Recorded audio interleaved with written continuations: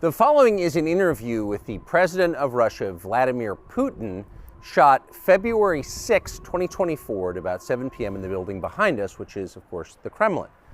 The interview, as you will see if you watch it, is primarily about the war in progress, the war in Ukraine, how it started, what's happening, and most pressingly, how it might end. One note before you watch. At the beginning of the interview, we asked the most obvious question, which is, why did you do this? Did you feel a threat, an imminent physical threat? And that's your justification. And the answer we got shocked us. I want you, as an American citizen, and your viewers to hear about this as well. The former Russian leadership assumed that the Soviet Union had ceased to exist, and therefore there were no longer any ideological dividing lines. Russia even agreed voluntarily and proactively to the collapse of the Soviet Union, and believed that this would be understood by the so-called civilized West as an invitation for cooperation and association. That is what Russia was expecting, both from the United States and the so-called collective West as a whole. There were smart people, including in Germany, Egon Bahr, a major politician of the Social Democratic Party, who insisted in his personal conversations with the Soviet leadership on the brink of the collapse of the Soviet Union that a new security system should be established in Europe. Help should be given to unify Germany, but a new system should be also established to include the United States, Canada, Russia, and other Central European countries. Yes. But NATO needs not to expand. That's what he said. If NATO expands, everything would be just the same as during the Cold War, only closer to Russia's borders. That's all. He was a wise old man, but no one listened to him. In fact, he got angry once. If, he said, you don't listen to me, I'm never setting my foot in Moscow once again. Everything happened just as he had said. Well, of course, it did come true, and you've mentioned this many times. I think it's a fair point, and many in America thought that relations between Russia and the United States would be fine with the collapse of the Soviet Union and the end of the Cold War, that the opposite happened.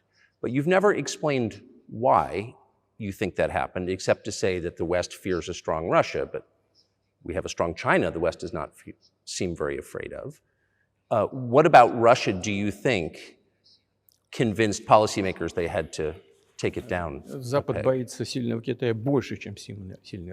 The West is afraid of strong China more than it fears a strong Russia, because Russia has 150 million people and China has 1.5 billion population, and its economy is growing by leaps and bounds, or 5% a year. It used to be even more. But that's enough for China. As Bismarck once put it, potentials are the most important. China's potential is enormous. It is the biggest economy in the world today in terms of purchasing power parity and the size of the economy. It has already overtaken the United States quite a long time ago, and it is growing at a rapid clip. Let's not talk about who is afraid of whom. Let's not reason in such terms. And let's get into the fact that after 1991, when Russia expected that it would be welcomed into the brotherly family of civilized nations, nothing like this happened. You tricked us.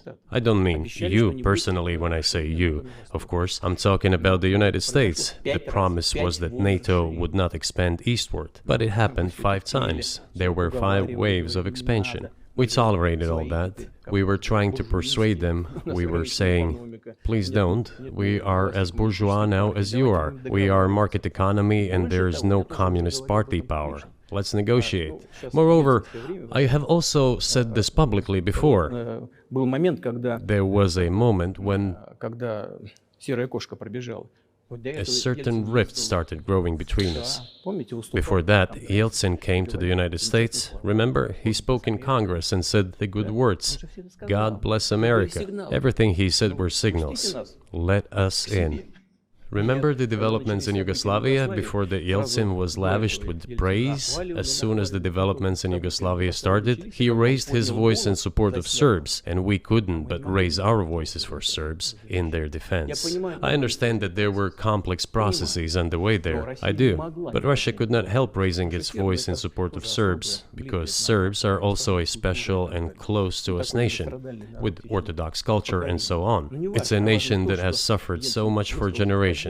Well, regardless, what is important is that Yeltsin expressed his support. What did the United States do? In violation of international law and the UN Charter, it started bombing Belgrade. It was the United States that let the genie out of the bottle.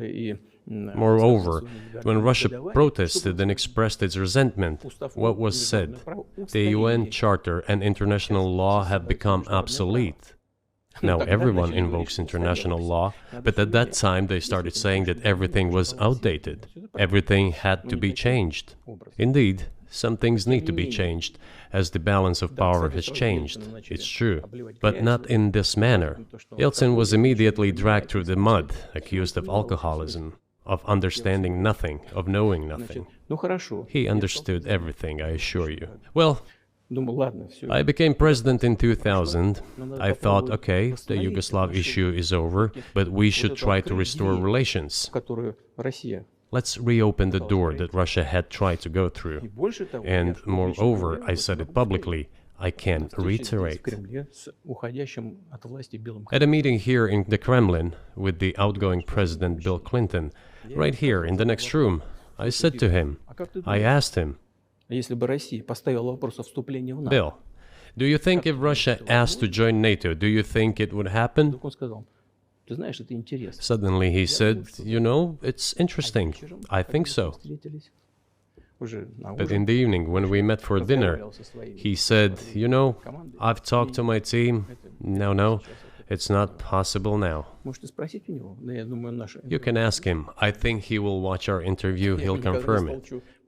I wouldn't have said anything like that if it hadn't happened. Okay, were you It's sincere? impossible now. Would you have joined NATO? Look, I asked the question, is it possible or not? And the answer I got was no. If I was insincere in my desire to find out what the leadership position was... But if he had said yes, would you have joined NATO? If he had said yes, the process of rapprochement would have commenced, and eventually it might have happened, if we had seen some sincere wish on the other side of our partners. But it didn't happen. Well, no means no. Okay, fine. Why do you think that is? Just to get to motive, I know you're clearly bitter about it, I understand, but why do you think the West rebuffed you then? Why the hostility? Why did the end of the Cold War not fix the relationship? What motivates this from your point of view? You said I was bitter about the answer. No, it's not bitterness. It's just a statement of fact. We're not bride and groom, bitterness, resentment. It's not about those kind of matters in such circumstances. We just realized we weren't welcome there, that's all. Okay, fine. But let's build relations in another manner. Let's look for common ground elsewhere. Why we received such a negative response, you should ask your leaders. I can only guess why. Too big a country with its own opinion and so on. And the United States, I've seen how issues are being resolved in NATO. I will give you another example now concerning Ukraine. The US leadership exerts pressure, and all NATO members obediently vote, even if they do not like something. Now, I'll tell you what happened in this regard with Ukraine in 2008, although it's being discussed. I'm not going to open a secret to you, say anything new. Nevertheless, after that we tried to build relations in different ways. For example, the events in the Middle East, in Iraq. We were building relations with the United States in a very soft, prudent, cautious manner. I repeatedly raised the issue that the United States should not support separatism or terrorism in the North Caucasus. But they continue to do it anyway.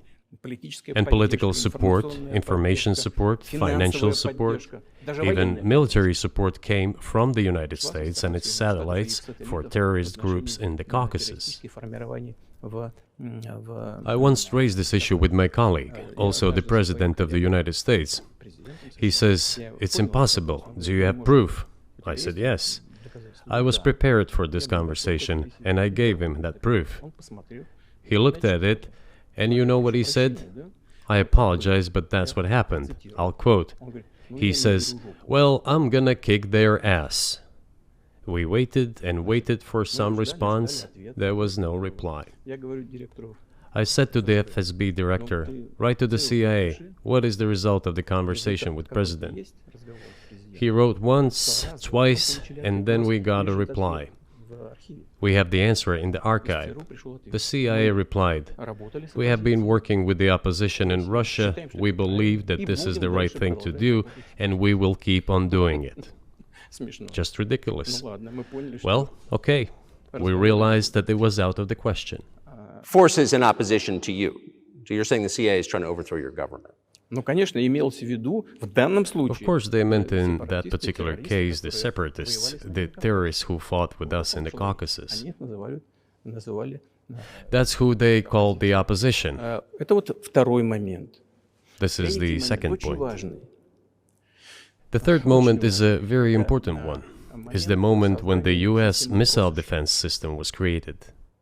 The beginning. We persuaded for a long time not to do it in the United States. Moreover, after was invited by Bush Jr.'s father, Bush Sr., to visit his place on the ocean, I had a very serious conversation with President Bush and his team.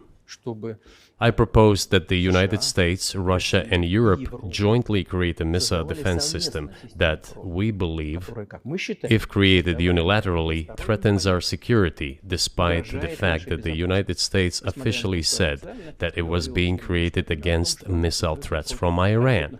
That was the justification for the deployment of the missile defense system. I suggested working together, Russia, the United States, and Europe. They said it was very interesting.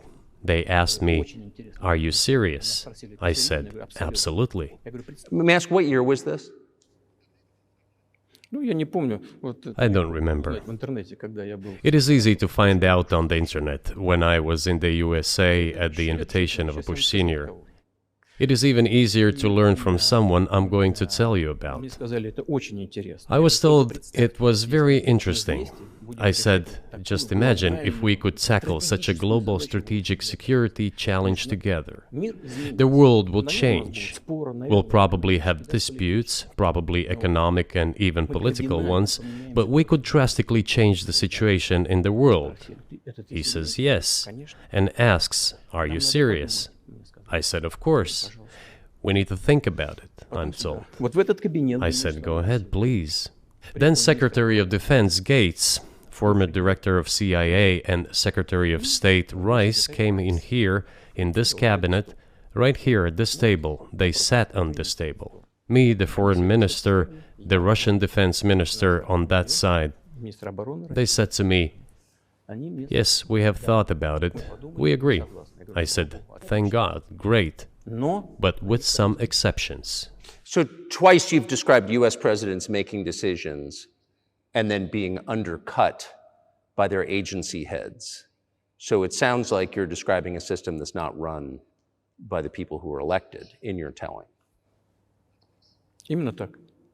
That's right, that's right. In the end, they just told us to get lost. I'm not going to tell you the details because I think it's incorrect. After all, it was confidential conversation. But our proposal was declined, that's a fact. It was right then when I said, "Look, but then we will be forced to take countermeasures. We will create such strike systems that will certainly overcome missile defense systems."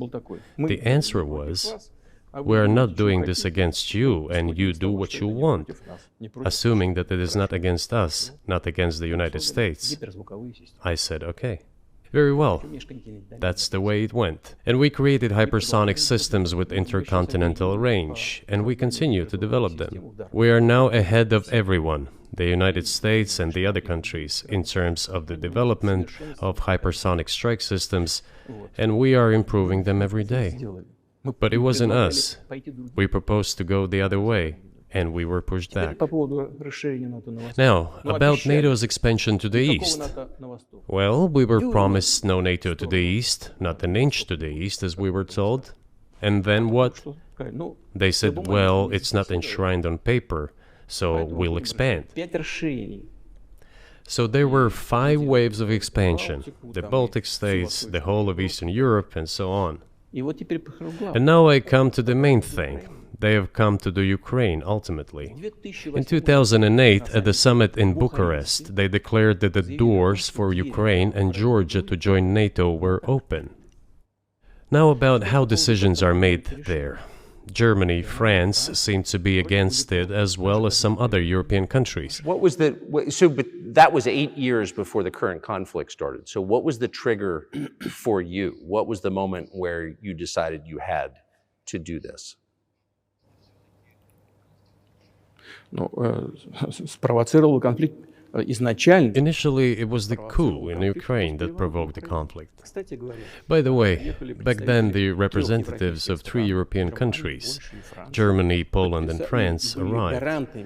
They were the guarantors of the signed agreement between the government of Yanukovych and the opposition. They signed it as guarantors. Despite that, the opposition committed a coup, and all these countries pretended that they didn't remember that they were guarantors of the peaceful settlement. They just threw it in the stove right away, and nobody recalls that. I don't know if the US know anything about the agreement between the opposition and the authorities, and its 3 guarantors who, instead of bringing this whole situation back in the political field, supported the coup. Although it was meaningless, believe me, because President Yanukovych agreed to all conditions. He was ready to hold an early election, which he had no chance of winning, frankly speaking. Everyone knew that. Then why the coup? Why the victims? Why threatening Crimea? Why launching an operation in Donbass? This I do not understand. That is exactly what the miscalculation is. CIA did its job to complete the coup. I think one of the deputy secretaries of state said that it cost a large sum of money, almost 5 billion. But the political mistake was colossal. Why would they have to do that? All this could have been done legally, without victims, without military action, without losing Crimea. We would have never considered to even lift a finger if it hadn't been for the bloody developments on Maidan. Because we agreed with the fact that after the collapse of the Soviet Union, our borders should be along the borders of former Union's republics. We agreed to that. But we never agreed to NATO's expansion, and moreover, we never agreed that Ukraine would be in NATO. We did not agree to NATO bases there without any discussion with us. For decades, we kept asking, don't do this, don't do that. And what triggered the latest events? Firstly, the current Ukrainian leadership declared that it would not implement the Minsk agreements, which had been signed, as you know, after the events of 2014 in Minsk, where the plan of peaceful settlement in Donbass was set forth. But no, the current Ukrainian leadership, foreign minister, all other officials, and then president himself said that they don't like anything about the Minsk agreements.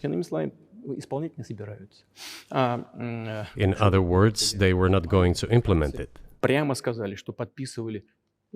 A year or a year and a half ago, former leaders of Germany and France said openly to the whole world that they indeed signed the Minsk agreements, but they never intended to implement them. They simply led us by the nose. Was there anyone for you to talk to? Did you call a U.S. President, Secretary of State and say, if you keep militarizing Ukraine with NATO forces, this is going to we're going to act. Мы постоянно об этом говорили. Мы обращались We talked about this all the time. We addressed the United States and European countries' leadership to stop these developments immediately, to implement the Minsk agreements. Frankly speaking, I didn't know how we were going to do this, but I was ready to implement them. These agreements were complicated for Ukraine. They included lots of elements of those Donbas territories' independence. That's true. However, I was absolutely confident, and I'm saying this to you now.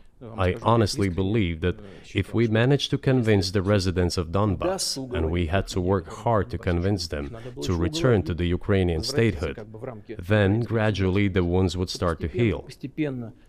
When this part of territory reintegrated itself into common social environment, when the pensions and social benefits were paid again, all the pieces would gradually fall into place.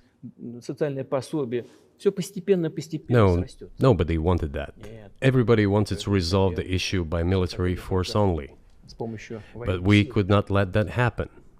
And the situation got to the point when the Ukrainian side announced, no, we will not do anything. They also started preparing for military action. It was they who started the war in 2014. Our goal is to stop this war. And we did not start this war in 2022. This is an attempt to stop it. Do you think you've stopped it now? I mean, have you achieved your aims? No, we haven't achieved our aims yet, because one of them is denazification. This means the prohibition of all kinds of neo-Nazi movements. This is one of the problems that we discussed during the negotiation process, which ended in Istanbul early this year.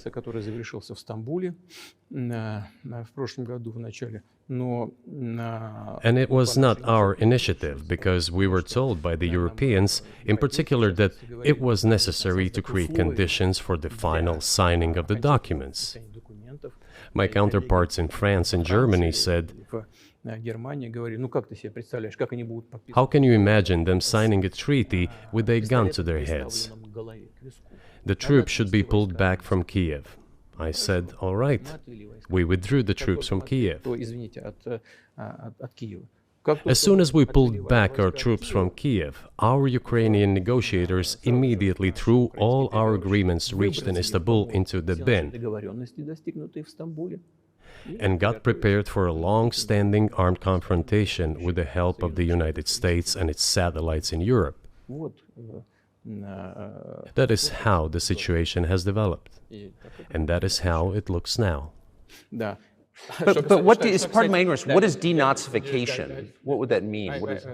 Да, вот я как раз хочу сейчас об этом сказать. Это очень важный вопрос. Денацификация. That is what I want to talk about right now. It is a very important issue.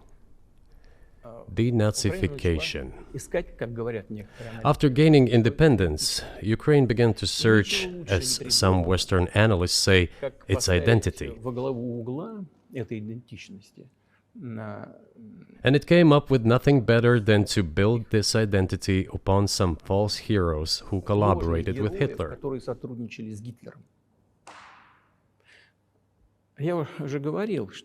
I have already said that in the early 19th century, when the theorists of independence and sovereignty of Ukraine appeared, they assumed that an independent Ukraine should have very good relations with Russia. But due to the historical development, those territories were part of the Polish-Lithuanian Commonwealth. Poland, where Ukrainians were persecuted and treated quite brutally, as well as were subject to cruel behavior. There were also attempts to destroy their identity. All this remained in the memory of the people. When World War II broke out, part of this extremely nationalist elite collaborated with Hitler, believing that he would bring them freedom. полагая, что The German troops, even the SS troops, made Hitler's collaborators do the dirtiest work of exterminating the Polish and Jewish population.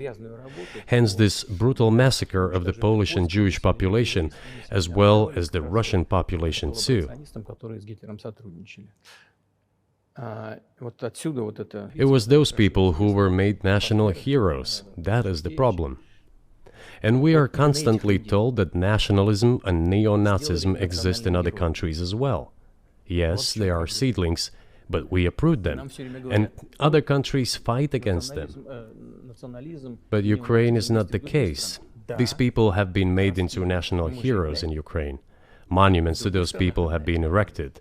They are displayed on flags. Their names are shouted by crowds that walk with torches, as it was in Nazi Germany. Они на флагах, они их имена кричат. These were people who exterminated Poles, Jews, and Russians. Это люди, которые уничтожали поляков, евреев и русских. It is necessary to stop this practice and prevent the dissemination of this concept. I say that Ukrainians are part of the one Russian people. They say, no, we are a separate people. Okay, fine.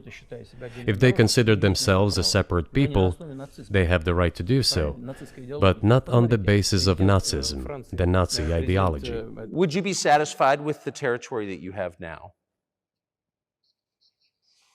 Нет, сейчас закончим. Вы же задали вопрос по неонацизму. I will finish answering the question.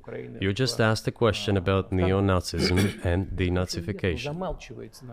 Look, the president of Ukraine visited Canada. This story is well known, but being silenced in the Western countries. The Canadian Parliament introduced a man who, as the Speaker of the Parliament said, fought against the Russians during the World War II. Well, who fought against the Russians during the World War II? Hitler and his accomplices. It turned out that this man served in the SS troops. He personally killed Russians, Poles, and Jews. The SS troops consisted of Ukrainian nationalists who did this dirty work. The president of Ukraine stood up with the entire Parliament of Canada and applauded this man. How can this be imagined? The president of Ukraine himself, by the way, is a Jew by nationality. Really, my question is, what do you do about it? I mean, Hitler's been dead for 80 years. Nazi Germany no longer exists. And so, true. And so, I think what you're saying is you want to extinguish or at least control Ukrainian nationalism. But how? How do you do that? Вот послушайте меня. Ваш вопрос очень тонкий. Listen to me. Your question is very subtle, and I can tell you what I think. Do not take offense. Of course. Он, казалось бы, тонкий, он очень противный, этот вопрос. This question appears to be subtle. It is quite pesky. You say Hitler has been dead for so many years, 80 years. But his example lives on. People who exterminated Jews, Russians, and Poles are alive. And the president, the current president of today's Ukraine, applauds him in the Canadian Parliament, gives a standing ovation. Can we say that we have completely uprooted this ideology if what we see is happening today? That is what denazification is in our understanding. We have to get rid of those people who maintain this concept and support this practice and try to preserve it. That is what denazification is. That is what we mean. Right. My question was a little more specific. It was, of course, not a defense of Nazis, neo or otherwise. It was a practical question. You don't control the entire country. You don't control Kiev. You don't seem like you want to. So how do you eliminate a culture or an ideology or feelings or a view of history in a country that you don't control? What do you do about that? А вы знаете, как вам не покажется странным, в ходе переговоров в Стамбуле... You know, as strange as it may seem to you, during the negotiations in Istanbul, we did agree that We have it all in writing. Neo-Nazism would not be cultivated in Ukraine, including that it would be prohibited at the legislative level. Mr. Carson, we agreed on that. This, it turns out, can be done during the negotiation process. And there's nothing humiliating for Ukraine as a modern civilized state. Is any state allowed to promote Nazism? It is not, is it? That is it. So when does the AI empire start, do you think?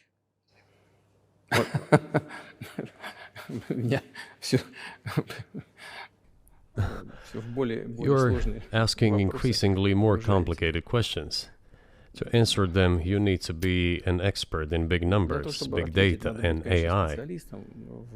Mankind is currently facing many threats. Due to the genetic researches, it is now possible to create a superhuman, a specialized human being, a genetically engineered athlete, scientist, military man.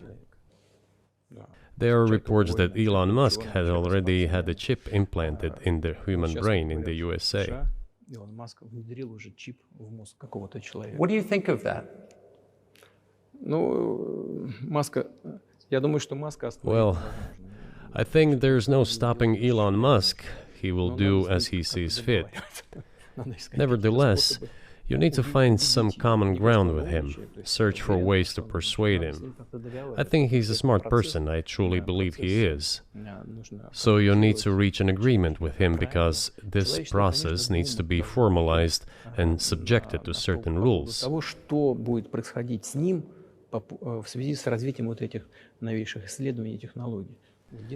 Humanity has to consider what is going to happen due to the newest development in genetics or in AI. One can make an approximate prediction of what will happen. Once mankind felt an existential threat coming from nuclear weapons, all nuclear nations began to come to terms with one another since they realized the negligent use of nuclear weaponry could drive humanity to extinction.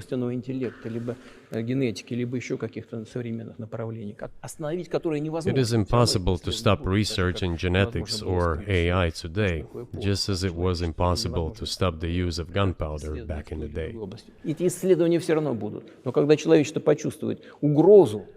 But as soon as we realize that the threat comes from unbridled and uncontrolled development of AI, or genetics, or any other field, the time will come to reach an international agreement on how to regulate these things.